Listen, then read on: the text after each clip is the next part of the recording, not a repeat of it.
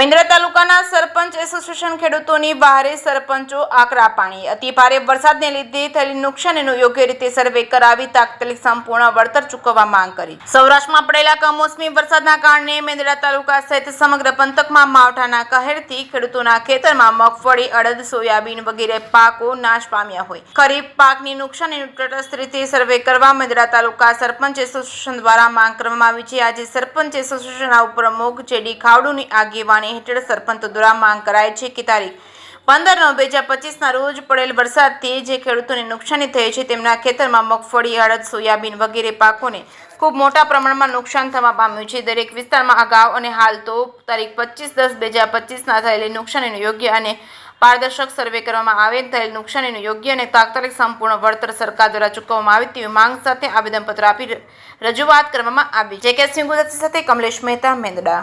હું જેડી ખાવડુ સરપંચ શ્રી મેંદડા, સરપંચ યુનિયન ઉપપ્રમુખ શ્રી મેંદડા તાલુકાની અંદર જે આજે સતત વરસાદ, ભારે વરસાદને કારણે ખેડૂતો પાયમાલ થઈ ગયા છે। ખેડૂતોને એવડી નુકસાની થઈ છે। સરકાર ગમે એટલી સહાય કરે તો પણ ખૂટે એવી બાબત છે।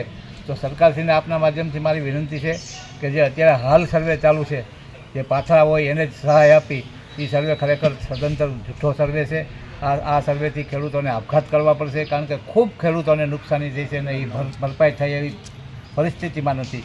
તો અમે મેંદડા સરપંચ યુનિયન દ્વારા મામલતદારશ્રી, પ્રાંત સાહેબશ્રી અને તાલુકા વિકાસ અધિકારીશ્રીને આવેદન આપ્યું છે।